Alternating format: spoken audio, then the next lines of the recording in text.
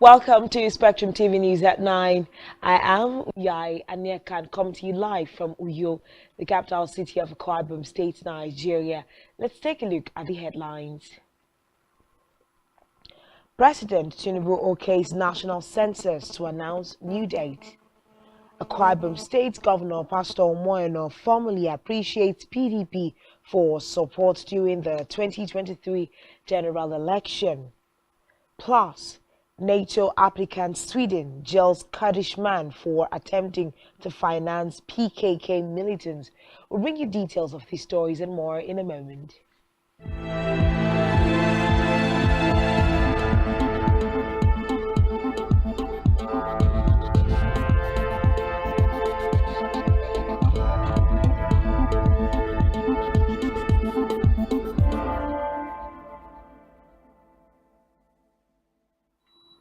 First in the news tonight is a report that President Bola Tinubu has approved that plans for the 2023 national census be sustained. Tinubu's conduct was postponed indefinitely in April this year. The chairman of the National Population Commission, NPC, Nasir Kwara, made this disclosure to State House correspondents after his delegation gave the president a full brief at the Atirok Presidential Villa, Abuja. He noted that the visit to the president afforded the commission opportunities to submit its report to the president. According to Kwara, the president is expected to study and come to an informed decision of when the exercise will be held nationwide. Meanwhile, President Bola Tinubu has denied releasing his much-awaited ministerial list. He disclosed this through his media aide, Dela Alake, today in Abuja. Speaking with journalists, Alake said there was no iota of truth in all of those things. Tinubu, who was sworn in on May 29, has to submit his ministerial list to the Senate before July 29, as mandated by the law. Is that this is an executive presidency. It's not, we are not running a parliamentary system. So the president, the buck stops on his table, and he decides when it's fit and proper for him to make his cabinet list known. We are not unaware of all the speculations and innuendo. So they just fabricate. I can tell you all of those things you've been reading in the media are mere fabrications. There is no iota of truth in all of those things. When the president is good and ready, you will be the first to know about it. In the meantime, President Tinubu has assured genuine local and foreign investors of his administration's commitment to providing conducive environment. The managing director of UTM FLNG Limited Group, Julius Roni, made this known after a meeting with Tinubu yesterday in Abuja. According to reports, investors from France and Japan pledged to invest $5 billion in the sector during a meeting with the president. Them to prioritize the project, which is expected to generate no fewer than 7,000 direct and indirect jobs in the country. He said that the investors from the Technip Energies of France and JGC Corporation of Japan were also directed to report any challenge to the president in the course of implementation. In another development, the federal government has asked Nigerians to refrain from open dumping and promote good hygiene practices. The Permanent Secretary, Federal Ministry of Environment, Ibrahim Yusufu, said this at a press briefing which held today in Abuja. Yusufu said this in commemoration of the National Environmental Sanitation Day, NESD, which is usually marked on the 28th of June, but shifted to the 13th of July 2023 due to the Salah public holiday. Ibrahim also said that this year's NESD is to promote behavioral change in sanitation and hygiene practices among citizens. From the Red Chambers now, where the Senate today passed legislation against the concession of Aminu Kano International Airport, Kano. Nnamdi Azikiwe International Airport, Abuja, and other international airports across the country. The Senate made this known after passing a motion by Senator Sumaila Kawu, NNPP Kano South. The Senate agreed that the Committee on Aviation, when constituted, should investigate the ministry and agencies concerned to report back to the Senate before hitting the Deputy Senate President Jibrin Baru, who presided over the plenary, noted that concession was the best way to move forward as it was one of the best practices all over the world.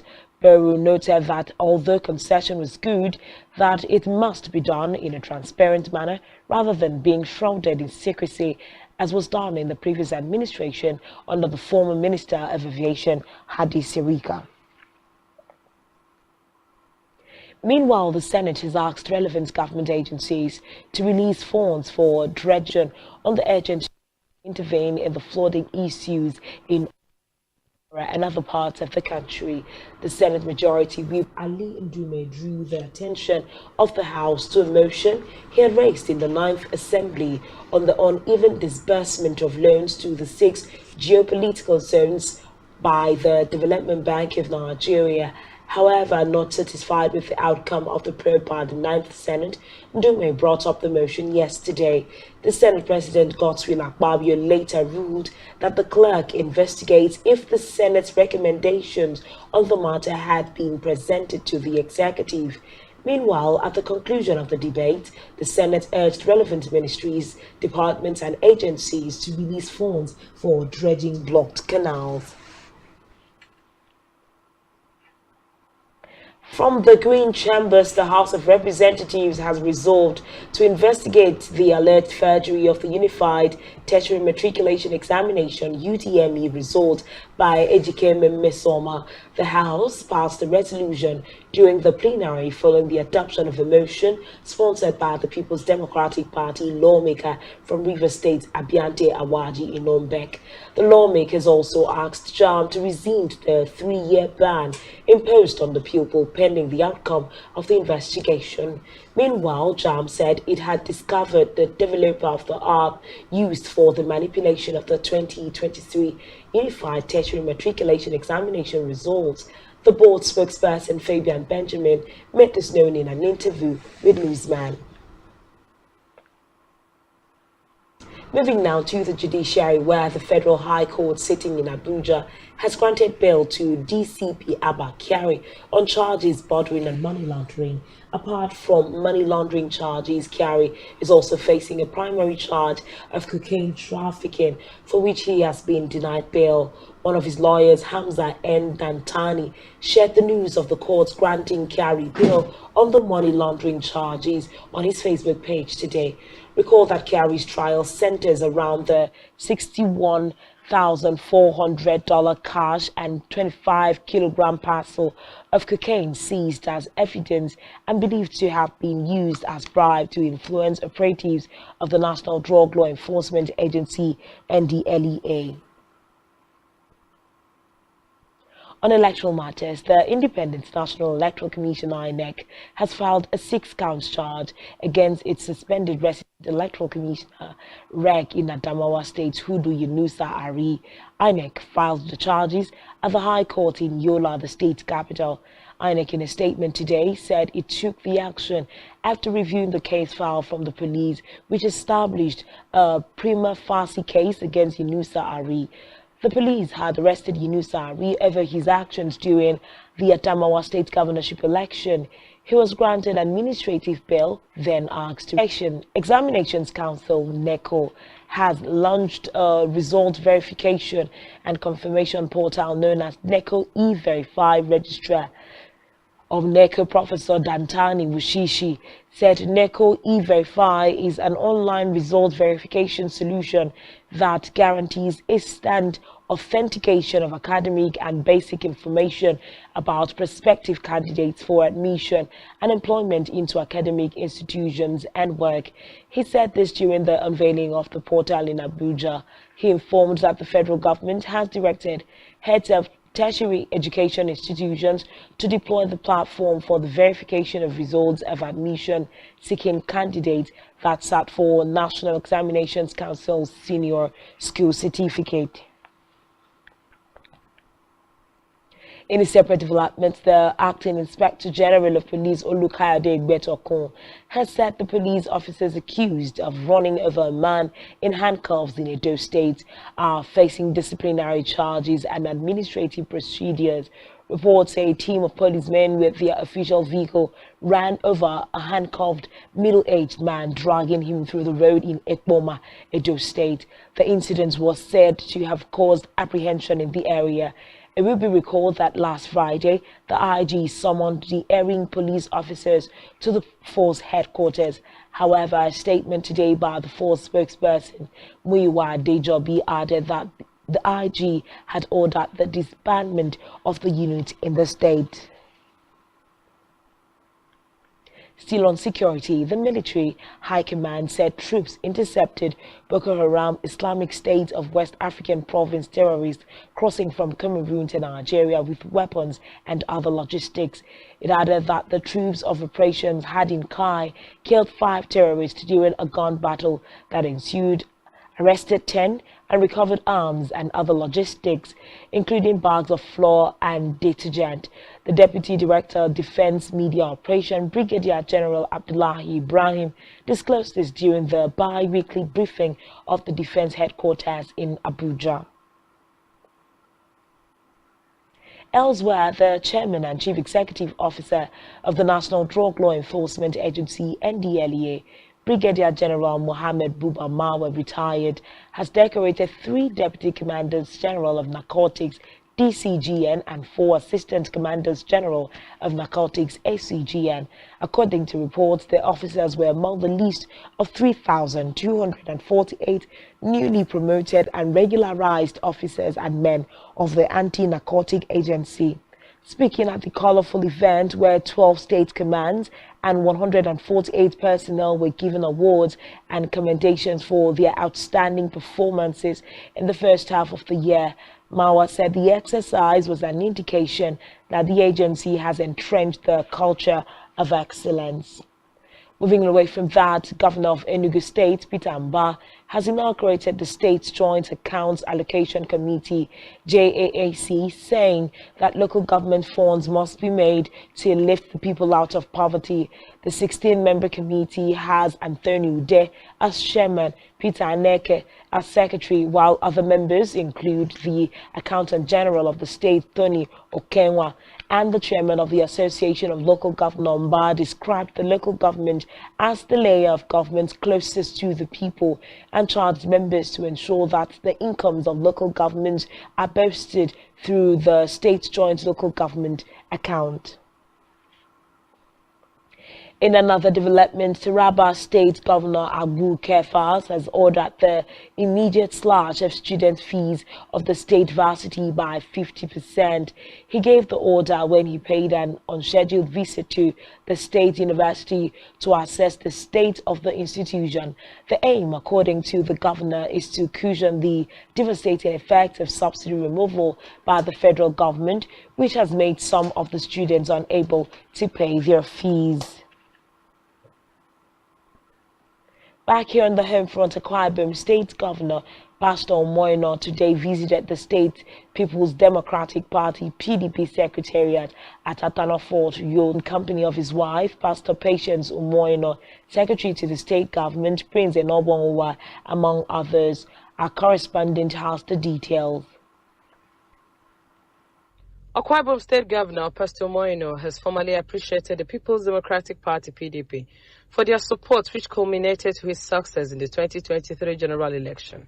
Speaking during a thank you visit to the party held at the party's state secretariat in Atana Fort, the governor, who noted that the thank you is not enough, to express his gratitude for their efforts during the electioneering period, therefore assured that his appreciation will be evident in his leadership style. He pledged to run an all-inclusive government and ensure that more life-touching projects are initiated and completed in the state. We thank all of you. We thank you for the privilege you have given to us this afternoon. We needed to come.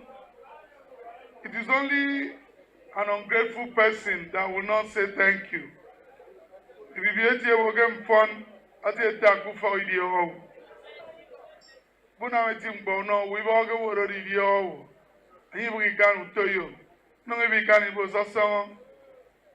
So we came here this afternoon to this party secretariat to say to the PDP in Akwa Ibom, thank you so much. Thank you so much. Then across the state, but when Ukraine got another party, come on here.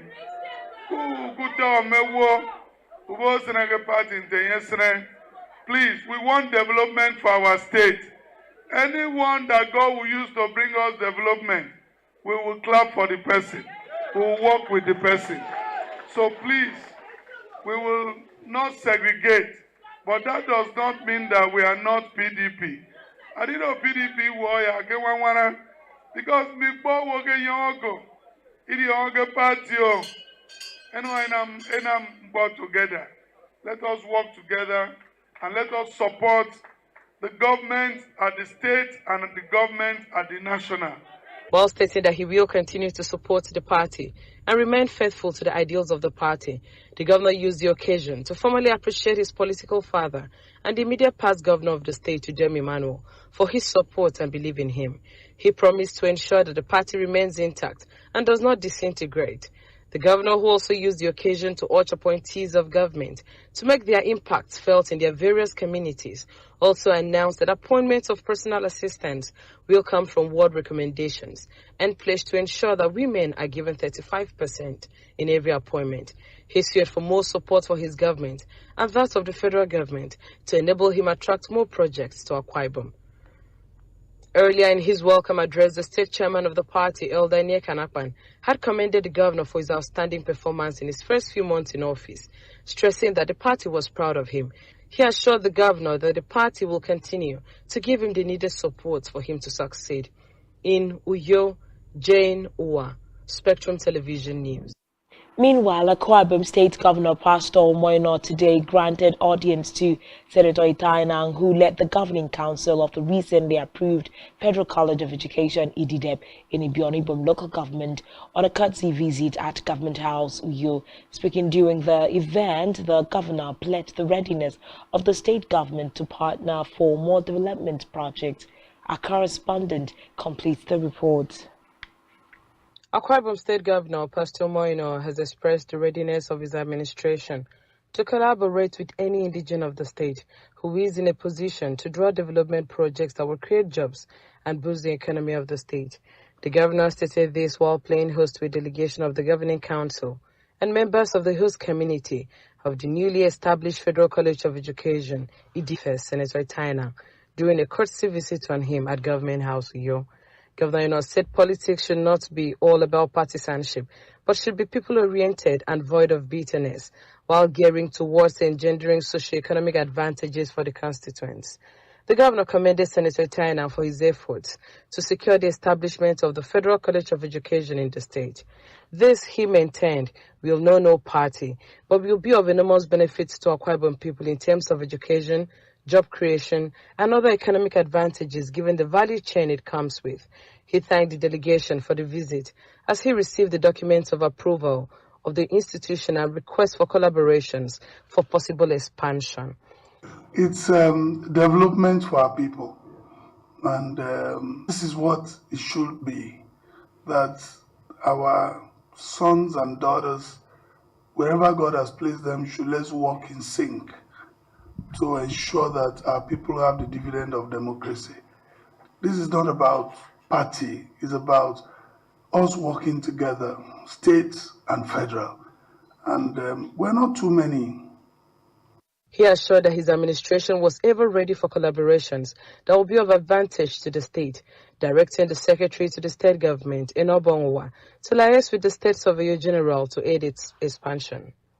Speaking further, the governor expressed concern over the Calabar-Itu Road and sought insight into the issues impeding the completion of the project to allow the state government to decide the extent to which it can push for completion for the benefit of the people of the state. Earlier, the former senior special assistant to the immediate past president on Niger Delta Affairs, Senator Tainau, had congratulated Pastor Moino on his swearing in as governor of the state and thanked him for receiving them, and also commended the governor for the respect of paying a visit to President Bola Tinubu to discuss the Akwa Ibom issues and for the reception of Senate President Senator Godswill Akpabio, promising to reciprocate this by looping Akwa Ibom to the central government for the good of the state. And I'm assured that the federal government is ready to kickstart the school in September to accommodate successful JAMB candidates for the session. He also promised to present the governor with a full brief of the status of Calabar-Itu Road project to clarify on lingering issues affecting the completion of some parts of the road project. Again, let me appreciate you that less than 14 days after your inauguration, you deemed it appropriate and you did it by coming to pay a courtesy visit to His Excellency President Bola Ahmed Tinubu and discuss the problems of the state and extended felicitations. I appreciate that, we appreciate that, and we assure you that on our part, we shall reciprocate that by making sure we work closely with you to ensure that Akwa Ibom is taken to the federal level. Your Excellency, I'm here to formally inform you that the federal government has approved, has established Federal College of Education in Idideb Ibiono in Akwa Ibom State to take off from the facility of the existing Presbyterian Senior Science School, Idideb, in Ibiono. In Uyo, Jane Uwa, Spectrum Television. In the meantime, micro and small business operators in Uyo, the Akwa Ibom state capital, have called on the federal government to make visible the quick access in obtaining a comfortable shop for their business and also boost their business. Speaking with Spectrum Television, they added that aside boosting their businesses with a loan, it will assist them to cater for their families.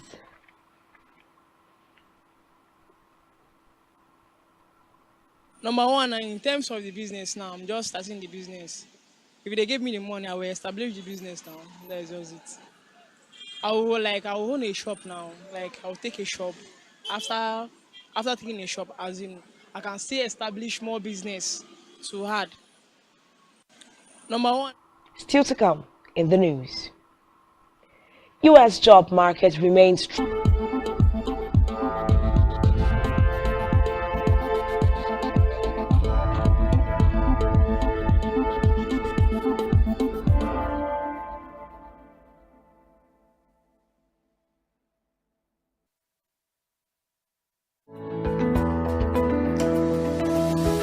Business exists only to meet the needs of the people, but there's an extra advantage if your product and services are pitched on a platform that gives you the added advantage over your competitors. For your desired return on investment and so much more, advertise on Spectrum Television, on StarTimes DTH Channel 421 and on free-to-air with a frequency of 12733. Spectrum Television, broadening your horizon.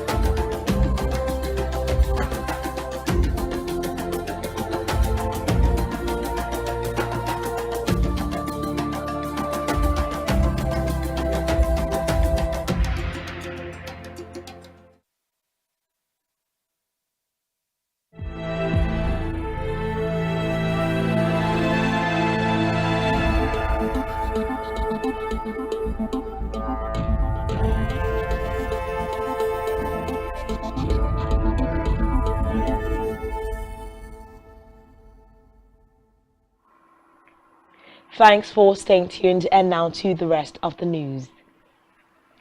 In Africa, the United Nations UN has condemned what it called rising sexual violence against women and girls in Sudan in more than 2 months of conflict. The UN Human Rights Office in Sudan said it had received credible reports of more than 20 incidents of conflict-related sexual violence against at least 57 women and girls. The UN's chief humanitarian official, Martin Griffiths, said it was unfathomable that Sudan's women and children were being traumatized in such ways that, adding that in one incident as many as 20 women were raped in the same attack.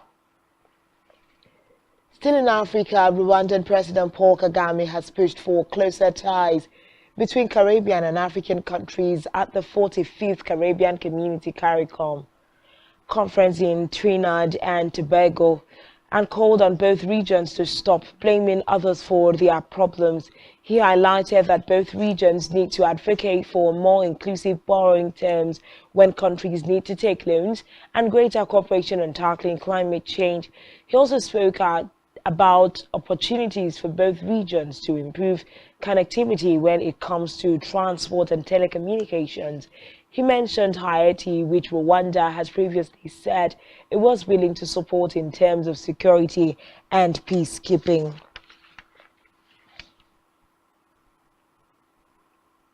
Meanwhile, South Africa's former minister in the presidency and anti-apartheid veteran Essop Pahad has died at the age of 84.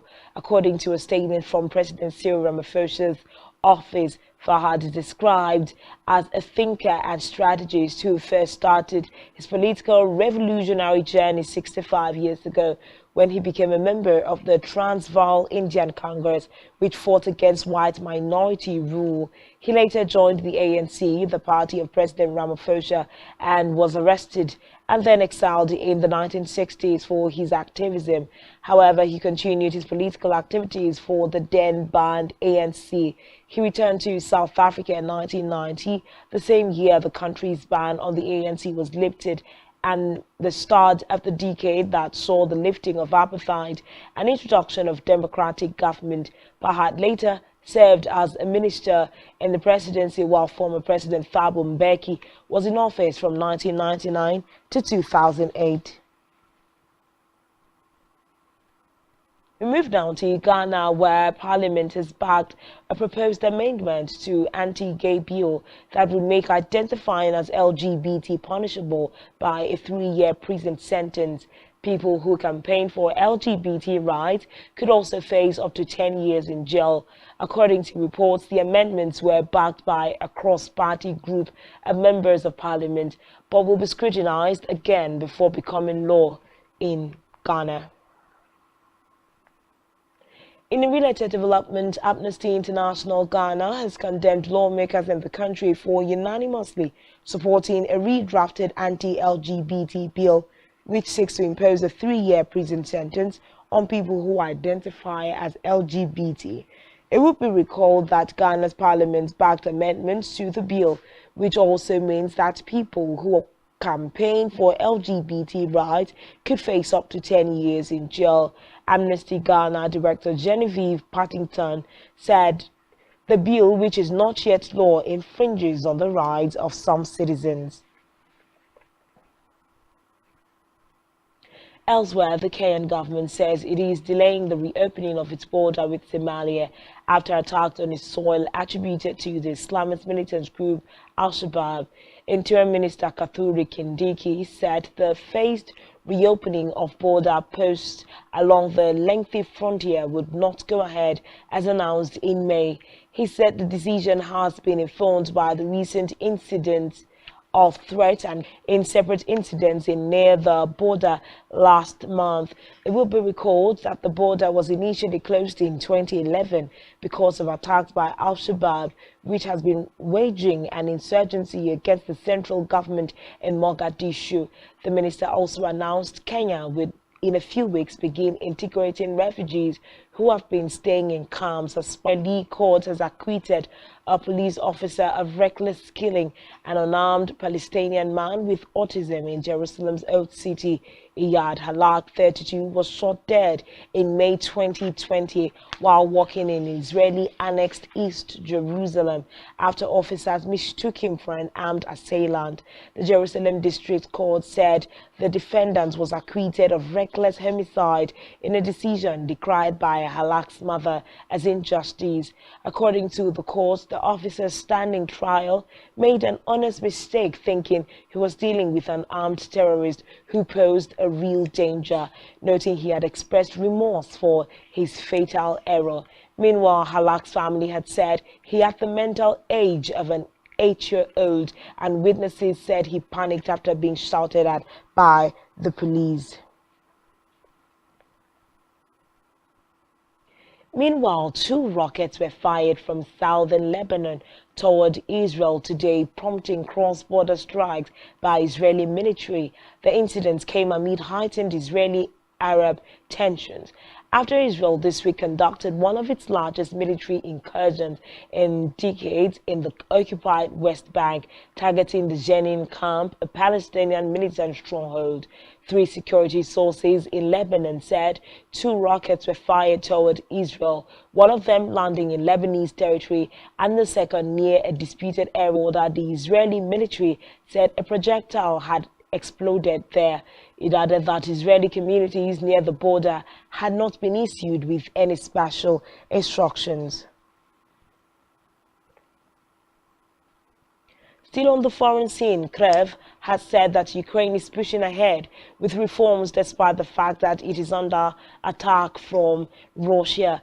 Kyiv was responding to comments from the White House today.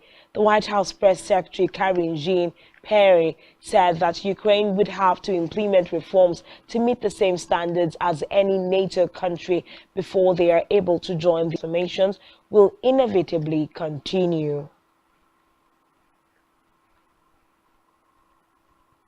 Elsewhere, Belarusian President Alexander Lukashenko has told reporters today that the head of the Wagner mercenary group is no longer in Belarus but currently in St. Petersburg.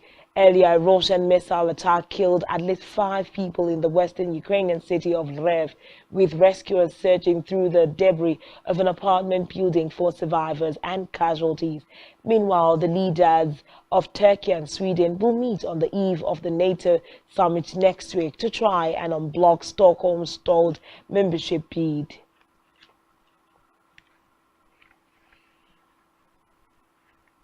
In the meantime, a Swedish court has found a Turkish citizen guilty of attempted terrorist financing for the pro-Kurdish PKK, a first in the Scandinavian country seeking Ankara's approval to join NATO.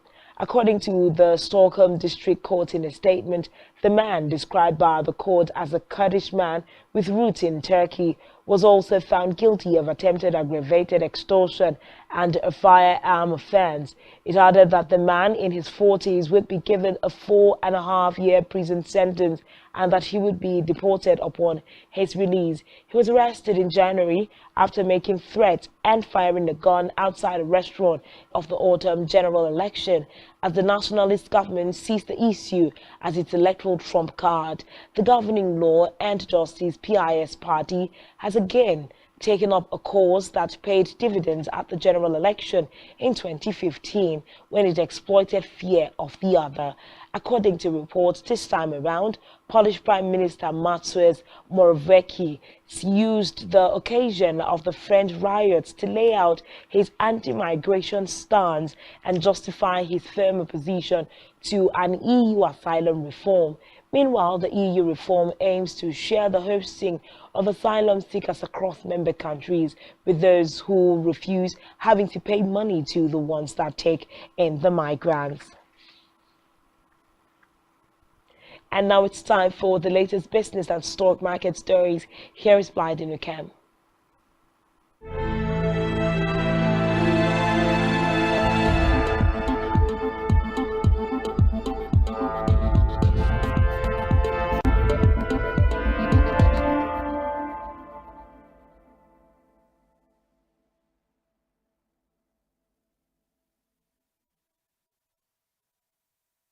Thank you, Uyai Aniekan. Good evening. It's business news, and my name is Blyden Ukem. In the news, U.S. job market remains strong. Private businesses in the U.S. added 497,000 workers to their payrolls in June, the most since February 2022, and exceeding forecasts of 228,000. Almost half of the job creation came from leisure and hospitality, followed by construction, trade, transportation, and mining.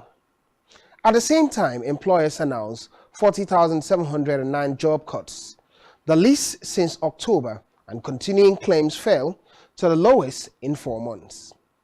In Nigeria, President Tinubu signed executive orders to ease tax burden on businesses. 4 executive orders suspending the start of certain taxes on businesses in the nation have received President Bola Tinubu's approval. According to the President's Special Advisor on Special Duties, Communications and Strategy, Dele Alake, the action was consistent with President Tinubu's promise to address business-unfriendly fiscal policy measures and tax multiplicity at his inauguration on May 29, 2023. He said the executive orders include the Finance Act Order 2023, the Customs Excise Tariff Variation Amendment Order 2023, the suspension of the 5% excise tax on telecommunication services, as well as the excise duty escalation on locally manufactured products. The President has also ordered the suspension of the in addition. The President ordered the suspension of import tax adjustment levy on certain vehicles. Still in Nigeria, power consumers kicked against the export of about 23.13 billion naira worth of electricity from Nigeria to some neighboring countries in 2022, amid widespread darkness in many Nigerian communities. The latest data from the Nigerian Electricity Regulatory Commission showed that Nigeria continued to export electricity to the republics of Benin and Niger, as well as some special categories of consumers. It was observed that the total value of exported electricity from Nigeria in 2022 was $50.98 million, an equivalent of 23.5 billion naira at the official exchange rate of 461 naira per dollar as of last year. However, the international customers remitted 32 of $18.29 million or 8.4 billion naira during the period, while the special customers also did not remit 792.6 million naira in the same period, according to reports. It's time for the stock market report, and the bulls are back. At the end of today's trading session on the Nigerian Stock Exchange, the benchmark All-Share Index moved up 496.31 basis points to close at 62,019.88 points. Compared with previous trading day, today's data shows 543% improvement in volume, 822% improvement in turnover, and 1% improvement in deals. The current market capitalization of the Nigerian Stock Exchange is 33.8 trillion naira. In aggregate, 127 listed equities participated in trading, ending with 54 gainers and 18 losers. Corner led the gainers with 10% share price appreciation, closing at 102 naira 30 kobo per share. On the losing side, Wapig Insurance came out last with an end-of-day price depreciation of 9.59% at 66 kobo per share. First Bank Nigeria Holdings recorded the highest volume of 4.69 billion traded shares. This is all on business news. Do stay with Uyai Aniekan for the. Thanks, Biden Ukem. Still to come in the news. Brume Ofili out of World Athletics Championships. Stay with us for details after the break.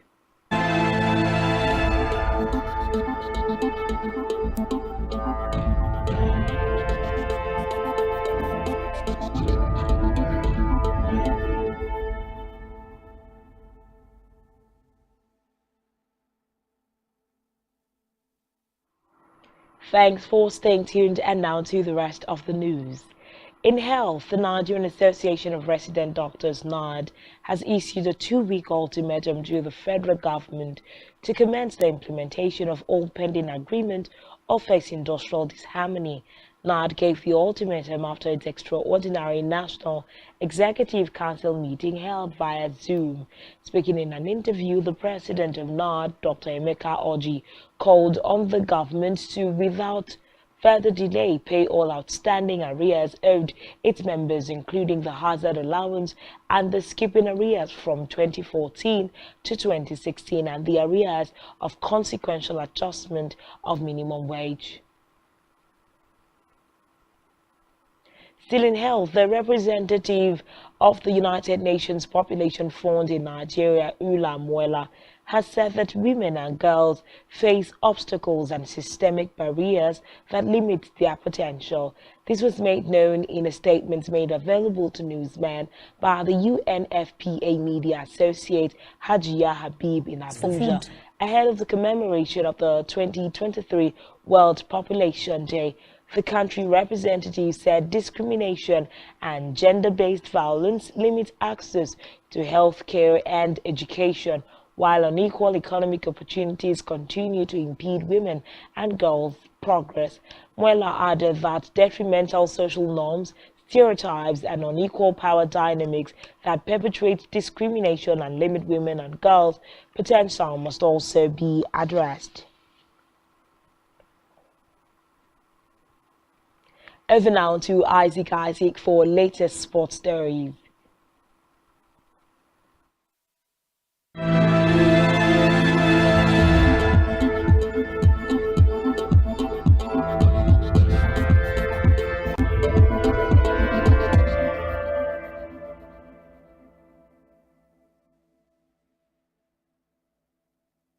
Well, thank you very much, Uyai. In sports, to the Athletic Federation of Nigeria, the duo of Godson Brume and Favour Philly have been rolled out of the competition due to the withdrawal from the national trials in Benin City. The Federation a few days ago announced that any athlete that failed to participate in the trials would not be selected. Brume was said to have missed the flight 4 times, an excuse the Federation believed is not tenable. In tennis, veterans Dan Wawrinka set up a third round Wimbledon match against reigning champion Novak Djokovic by toppling 2019 Thomas Martin Echeverry. Wawrinka, a 3-time Grand Slam champion, gained a 6-3, 6-4, 4-6, 6-2 victory, but the 38-year-old does not expect to defeat Djokovic. Elsewhere, Andrei Rublev 6-7, 4-7, 6-3, 6-4, 7-5 in another second-round match. Germany's Alexander Zverev was one of those players to have not seen any action in the opening 3 days, and he gained a hard-fought 6-4, 7-6, 7-4, 7-6, 7-5 win over Dutch qualifier Gilles Brouwer on court 1. Berrettini lost to Djokovic in the Wimbledon final 2 years ago and was another on the first-round duty on Thursday, recording a 6-7, 5-7, 6-3, 7-6, 6-3 win over Lorenzo Sonego. Well, in football, Italian journalist Fabrizio Romano on Thursday disclosed that Milan is planning to first complete the signing of Christian Pulisic from Chelsea, which is getting closer. Chukwueze is said to have moved a step closer to completing the summer move to Milan after the Super Eagles attacker reportedly agreed personal terms with Italian giants. Milan's chief Stefano Pioli has personally called Chukwueze to convince him to join up with the club. He's expected to cost Milan 25 million euros. And given Chukwueze only has a year left on his contract at Villarreal, there should be a desire for the Spanish club to sell the young man. According to Gazzetta dello Sport, there have been positive discussions and personal agreements between Nigerian winger and AC Milan. Well, finally, from England, Arsenal forward Reiss Nelson has signed a new 4-year deal with the option for another year. He's 23, an academic graduate, previously had a deal that was set to expire at the end of the season. Nelson made 11 substitute appearances in Premier League last season for Arsenal, scoring a late comeback winner in the 3-2 win over Bournemouth on the 4th of March. Arsenal manager Mikel Arteta said Nelson has tremendous ability. Arsenal have also confirmed the departure of assistant manager Steve Round by mutual consent. Round was appointed alongside Arteta in December 2019. But that's it on sport. My name is Isaac.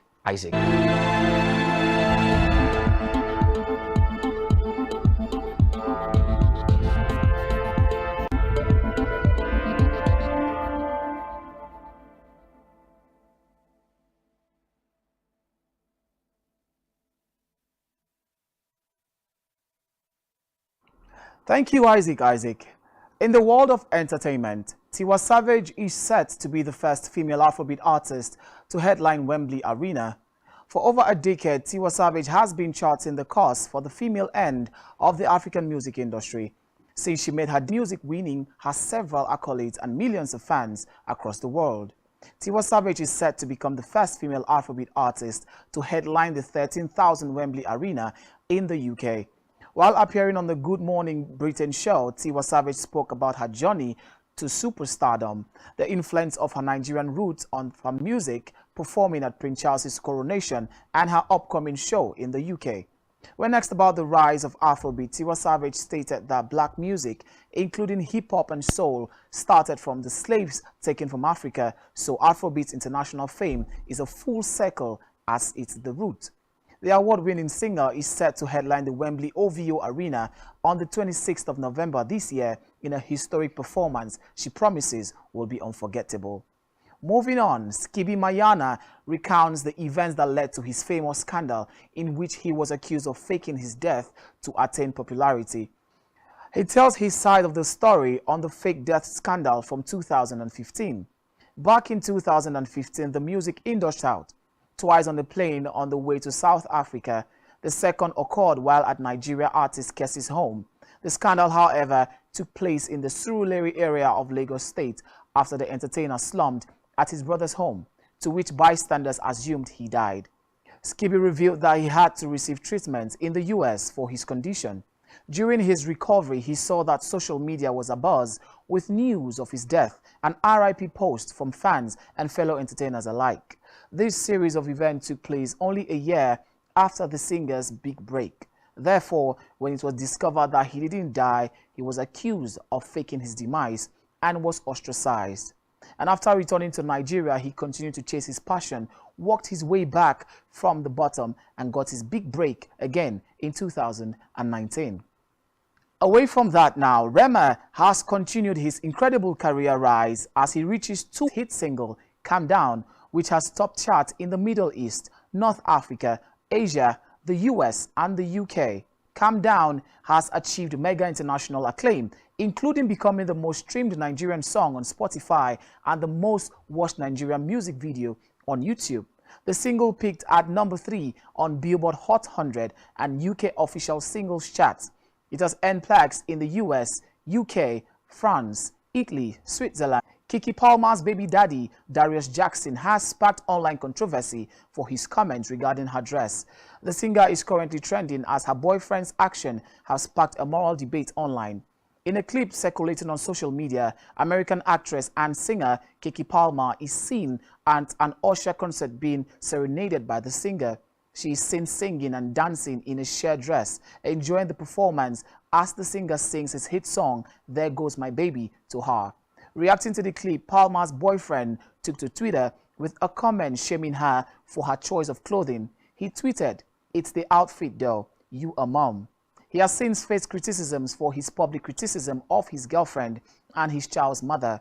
Jackson has been called corny and insecure by some, while other social media users believe that he was within his right to be uncomfortable with and complain about his girlfriend's clothing. Kicking back against the critics in a separate tweet, he put out a tweet defending himself. And as we speak, they both have unfollowed each other on Instagram. And that's it about entertainment now. My name is Simon Oko. Back to you, Uyai. And that's all we have for you tonight on Spectrum TV News at 9. Do well to follow us across all social media platforms, all of which you can find at spectrumtv.ng. This has been Spectrum TV News. My name is Uyai Anyeka, and thanks for watching. And I do hope you have a splendid night rest. Good night.